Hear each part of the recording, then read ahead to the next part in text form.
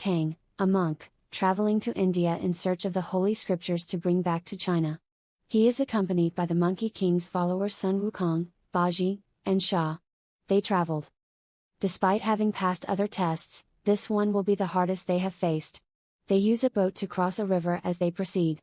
A river monster suddenly materializes out of nowhere and assaults them just as everything appears to be going according to plan. The organization makes every effort to defend itself, but it is ineffective. A weird doorway suddenly materializes and swallows the party as they are about to be eaten alive. They start to descend rapidly as soon as they get to the opposite side of the portal. Master Tang spots a stunning woman as they continue to fall, and it seems as though he fell in love right away. She is however knocked off by a big boulder, falling with the group. Fortunately, her magnificent deer recognizes the threat and saves her. Meanwhile, Wukong saves Master Tang. Poor Baji and Sha, on the other hand, are stuck with a bad landing. But before the group can figure out where they are, the stunning woman comes over and asks whether they are men. Tang, who is now absolutely smitten, answers affirmatively, but the woman turns around and goes away grinning. She soon finds herself in a sizable country where everyone is a woman. Everyone in the professions of ministry, employment, medicine, and librarianship is a woman. In addition, it is revealed that the stunning woman rules the nation, called Womanland, as its queen. She goes up to her maids and tells them about the men she met, but none of them take her word for it. The kingdom seems to have been cut off from the outside world, and as a result, no one has ever reported seeing a man in their lives. The queen keeps telling her servants that she came across some guys, but they start to doubt her rather than believe her. Then they pull out an ancient book that claims that men are harmful. However, because some of the book is missing, its explanation isn't full. The Empress of the kingdom enters at that precise moment and confronts everyone. She is in command of the entire establishment and is the one who raised the queen. She instructs her girls to find them after hearing tales that certain men have violated their holy holiness. While Baji discovers a hidden gem, a bunch of girls, Master Tang, Wukong, and Sha are searching for directions in the wilderness. He gets delighted when he sees them taking a river bath. He also assumes a manly persona in the heat of the moment and approaches them. He is nevertheless apprehended and punished by the girls, which forces him to return to his natural persona. Wukong, Tang, and Sha are detained by a squad of female soldiers in the meantime. Despite Master Tang's efforts to defuse the issue gently and ban his followers from employing any violence, the outraged ladies drag them off to be punished in their kingdom.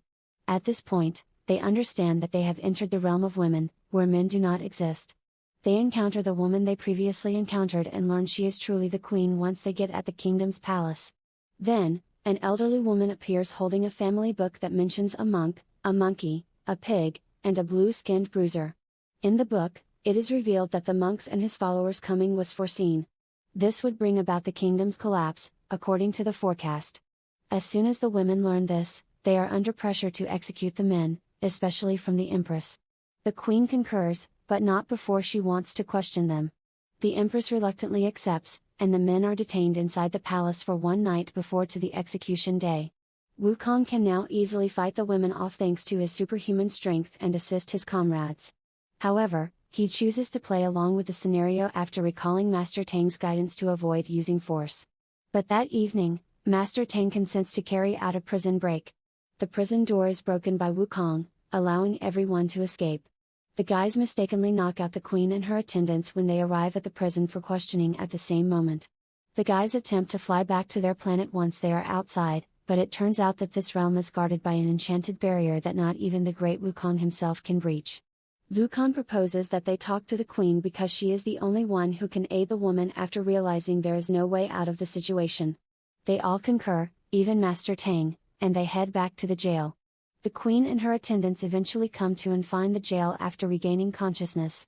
Tang is questioned by the queen, who decides to question each of the other three subjects while the other servants question the other two. The queen admits during the interrogation that she is drawn to Tang, but Tang protests that he is a monk and cannot be in love with the queen. He also says that getting the holy texts, which will enable him to end suffering in the world, is the only reason he is going to the West. He then presents her with a travel journal that has all of his reflections and views. When Wukong interrupts them to ask about the exit, the two begin to get friendly, and the queen makes a pledge to assist them. The Empress arrives at the prison just then and declares that the men will be put to death the following day. The guys are bound with ropes the following day, and plans are being made for their death. The queen shows up a short while later dressed as a soldier. She had everything planned out for their escape, it turns out. She tells the soldiers that she has substituted toy arrows for the sharp ones, and all they need to do is pretend to be dead. The men concur, and the execution gets underway. The men are to be shot, the Empress commands her soldier. Sha is initially shot, and he pulls off a superb death impersonation. Tang, however, finds it difficult to act when it is his turn because he has been taught never to deceive others. Sha skillfully throws a stone at him after spotting this to knock him unconscious. Wukong is then shot, but the Empress commands the soldier to switch out the arrows for Baji's turn. Being a male in this realm is already illegal, but being an unattractive man is against the law. He consequently receives a barrage of arrows. Baji won't perish that easy, though, considering he is a demigod himself. The Empress gives the command to dispose of their remains when the execution ceremony is complete. Everything is currently proceeding according to the Queen's plan. In the women's realm, the safe place she manages to take them turns out to be a very sacred location. The Queen then says that since no one has ever attempted to leave this realm for millennia, not even she is aware of how to do it. She does, however, think that the missing piece from the family book may hold the key to a solution. After hearing this, Wukong surmises that the missing page of the ancestral book is concealed somewhere within the boundaries of this holy site, and they all start looking for it. Wukong eventually finds the paper after some searching and brings it to his master. Tang reads the paper and learns that comprehending the meaning of love is the only way to escape the womanland. Tang acknowledges that, as a monk, he knows little about love. But at that very moment, one of the servants says she had overheard a love tale in the kingdom of women. According to rumors, there was one girl who had a keen interest in matters outside the purview of women. She then mysteriously began dating a water boy from the outside world. They could only communicate telepathically because they were from separate worlds and could not physically meet. Unfortunately, little is known about how their love affair turned out. Suddenly, as their tummies swell, Tang, Sha, and Baji scream in anguish. They are congratulated by the Queen, who also reveals that they drank water from the sacred location's river. Those who drink the water will become pregnant since it has a mystical effect. Furthermore, after the pregnancy, giving delivery will only take 9 days. Wukong is charged with coming up with a remedy as she is the only one who failed to conceive. Wukong doesn't have much time left to save them because it will be very difficult for them to give birth because they are guys. Fortunately, a servant tells them where to find the woman who has the abortion water. Wukong runs to the woman but learns that it takes at least 100 years to make abortion water. However, the woman admits that there is also a quicker way as Wukong starts appealing. She requests that Wukong make her cry and touch her heart with sincere love. His desired abortion water will come from those tears. Wukong, however, has never been in a relationship with a woman, thus he has no concept of what love is. He just is aware of the consideration and compassion Master Tang has offered him. Before Master Tang accepted him as a disciple, Wukong claims that he was a very disorderly individual. He vowed then and there to always be there for his master and to go to whatever lengths to keep him safe. Unexpectedly, the woman sobs and declares that she believes the tale to be one of pure love. Wukong hurries back to his people as soon as he has collected the tears. However, Tang hasn't yet accepted the fact that she will be having a child. The Queen tries to convince the audience that the procedure is actually beneficial. She also says that having an abortion is equivalent to killing. After learning all this, Tang decides to become a mother after gradually coming to terms with reality. Wukong brings the water for abortion in the meanwhile, but Tang and the other men decide to have a baby. When Wukong hears this, he becomes furious because he thinks Tang's purpose would be distracted by having the child. He then freezes them all and makes them drink the water used during abortions. The water reacts quickly, causing their stomachs to return to normal. Tang, however, seems to be unhappy. He walks away and writes the verses from the Bible on the ground to calm himself. He's been calming himself with this method since he was a child. He is joined by the Queen, and the two of them begin to write. Sadly, they are so engrossed in the action that they reach a great distance, and the Empress notices them. The Queen begs her not to, but she orders her troops to arrest Tang right away. But rather than being locked up, Tang is escorted to the shore. The coastline is referred to be the everlasting sea, from which a sailor will never return. The Queen arrives in her deer shortly after and boards Tang's boat as he is being ferried away. In no time, the boat leaves the shoreline, and the area is enveloped in dense fog. Now that nothing is visible, it appears as though they have lost their way. The Empress, meanwhile, is upset because she thinks that without the Queen, Womanland will be destroyed. She goes to Wukong right away and tells him what occurred. The Empress falls to her knees and begs Wukong to save the Queen as he struggles to comprehend the seriousness of the situation.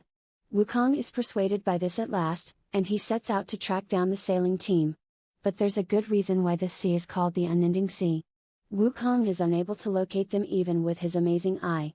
Tang and the Queen end up lost in the middle of the ocean in another location. The mist is no longer present, but all that is visible to their sight is the ocean. Even though it hasn't been long since they went into the water, they feel like it has been forever. The Queen intends to drink some sea water because she is thirsty, but Tang forbids her, saying that it will just make her thirstier. Finally, Tang earnestly offers the Queen his flesh to consume. The Queen becomes quite upset by this but declines the offer since she would rather tackle all the difficulties together. A huge storm eventually hits the sea, but the couple makes it through and spends the night. After the hurricane has passed, their boat makes landfall. It turns out that the prophecies claim that only genuine love can unlock the exit doors to the female kingdom is accurate. A huge gate has materialized in the middle of the water as a result of the love that both of them have displayed. Wukong and the others notice this and are able to locate their master. They invite Tang to leave the area right now, but Tang goes to the Queen and asks her to depart with him. After some disagreement, the men pass through the gate, but the enchanted barrier prevents the Queen from passing through, signifying that she is not allowed to leave Womanland. The Womanland and her people start to turn into stone as she tries to get through the barrier. The Queen starts becoming into stone herself. Fortunately, Tang snatches her up right away and brings her back to reality. She passes out, though, and becomes unconscious. The water boy sees the gate in the subsequent scene and hurriedly swims to the Womanland, where his partner resides. The Empress is also brought back to her past while taking care of the Queen in another location. The former Queen gave the Empress a child a number of years ago and claimed the infant was of Womanland blood. The previous Queen also requested that the Empress raise the kid as best she could. The Empress herself was then revealed to be the girl who fell into the water boy. She had to give up her love for him nevertheless since she had to take care of the child. Until the Queen is fully recovered, Tang decides to remain in Womanland for a little bit longer. The Goddess of Mercy approaches him at that precise moment and informs him of the situation. He must decide whether to love one person or all sentient beings, she tells him. She feels convinced that Tang will choose wisely after the conversation is through. He then goes back to the palace, where the Queen's health is the focus of a rite being carried out by the entire realm. The water boy unexpectedly shows up while everyone is saying a prayer, surprising the Empress. He tells her how much he loves her after waiting 20 years for this occasion. The Empress is moved by this, but she recognizes that her destiny is to assist the Queen in leading the realm, so she declines to rekindle their connection. The water boy is upset by this and decides to overthrow the kingdom. He initially kidnaps the Queen and Tang, but the Great Monkey King promptly saves them. The water boy turns into a devil and begins assaulting the kingdom after his initial effort fails. Together, Wukong, Sha, and Baji try to stop him, but in vain. The water boy soon becomes an even larger shape and starts to drown the kingdom. As a result, Womanland is destroyed, and all the women drown. While also sinking, Master Tang reaches a state of meditation after seeing the destruction and begs Lord Buddha to help the people. Unexpectedly, the Lord answers his pleas and manifests. He saves the women from drowning and corrects the water boy for his wrongdoing. The storm finally dissipates, and everything returns to normal in Womanland. Master Tang has finally decided to fulfill his obligation and carry out the remainder of his mission after receiving much enlightenment. The Queen accepts his choice and her fate as ruler of this woman's country with a sorrowful heart. The four men finally bid the Queen farewell before beginning their trek to the west in search of the sacred texts.